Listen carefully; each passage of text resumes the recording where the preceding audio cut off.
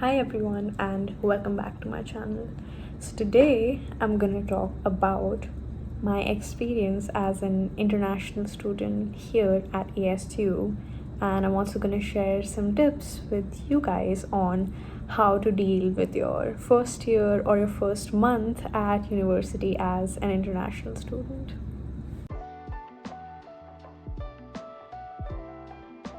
So the first thing you should keep in mind is move in as early as you can. So for me, the earliest that I could move in last year when I started out as a freshman was 10th of August, and my classes started 18th August. So it was about a week before my classes started. So the date that your university gives you, the earliest one, try and move in on that date or move in at least a week before your classes, because there is a lot of things that you need to take care of when you move in, and it would be very hectic if you have to balance that with your classes and your homework and everything that starts during the first week of classes. So make sure that you have plenty of time before classes start to move in and settle in into your dorm or your apartment or wherever you plan to live your first year. So once you've moved in early, or if you haven't moved into your apartment or your dorm yet, or if you're just living with your relatives, the day after that you reach wherever you are, whether you're living in a hotel or with your relatives, the day that you reach and you've taken plenty of rest, you've gotten a lot of sleep, wake up the next day and complete all the paperwork that is needed.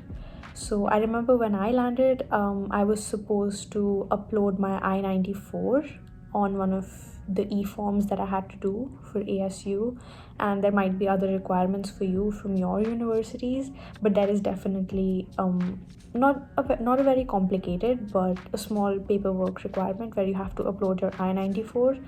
An I-94 is a document that you get after you have entered into the US. So that needs to be done the very first thing.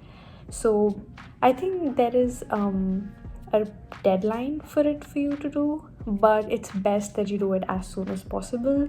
And the paperwork is important, so you need to be fully awake and energized while you do it. So don't do it the first thing when you reach your hotel or any place that you're staying, whether that's your relative's house or a friend's place. The day you reach, have proper food, take plenty of rest, and then the next day, the first thing you should do is complete that paperwork. Number 3, set aside a day for dorm shopping. You need a lot of stuff for your dorm. Do not bring it with you from your home, because bringing all of that stuff in a flight would just add extra weight to your luggage, and it would be way more convenient to just buy it from here. So you need to set aside a day for that, because it does take a lot of hours. And don't just shop for your dorm, and by that I mean don't just shop for bed sheets and a pillow, but also shop for like every single thing you need, whether that's a new phone, a laptop, or a SIM card. Do all the shopping in one day. Set aside a day. It would take at least 3-4 hours, definitely. So don't do it the day that you're moving in. If you can do that and you have the convenience of a car yourself, do it. But if you're gonna use like a cab or a public transport, it would take a lot of time. So I would say set aside a different day for it, because it would take a lot of hours and you need a lot of stuff, whether that be small stuff like hangers, soaps, or the trash can bags, or like just bed sheets, comforters, or maybe you're also buying a microwave and fridge, just anything.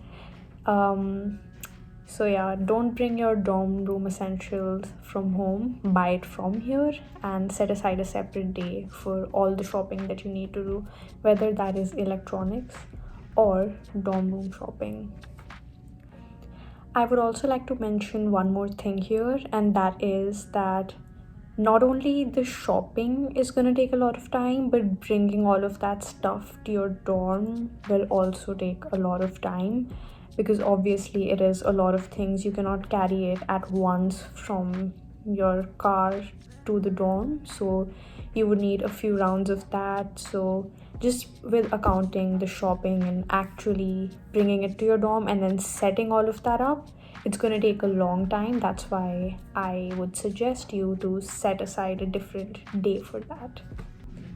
Number 4, socialize with your neighbors. So when you're going to move in, you would also see other people moving in that would be living beside you or around on the same floor. And I would highly recommend to go and talk with them. And it might seem very scary to just walk up to random strangers and talk with them, but believe me, it's going to be very helpful, because those would be the people that you would be living with for the next year. And it is a very good opportunity to form good friendships and not feel lonely the first week of university, because the more people that you know as much as you can in the first week, it's gonna really help you feel like you have a group of people around you. And you are not going to be good friends with every single person you meet. There's only going to be a few people that you form those good friendships with, but it is very nice to just take that initial step from your side and make a consistent effort to know everyone. Lastly, get good sleep and eat properly. You definitely need a lot of energy the week that you move in. There's going to be so many things to do. You would need a lot of energy. You're going to be mentally drained, physically exhausted. So you need good food to keep you healthy and also keep your mind well. That was it for this video. If you have any questions, you can put them down in the comment section and I'll answer all of them. And I hope you have a nice week ahead. You might be hearing some raindrops outside because it's actually raining right now. It's a good weather, and I hope that you're enjoying the weather at where you are as well. I'll let you know that you're my only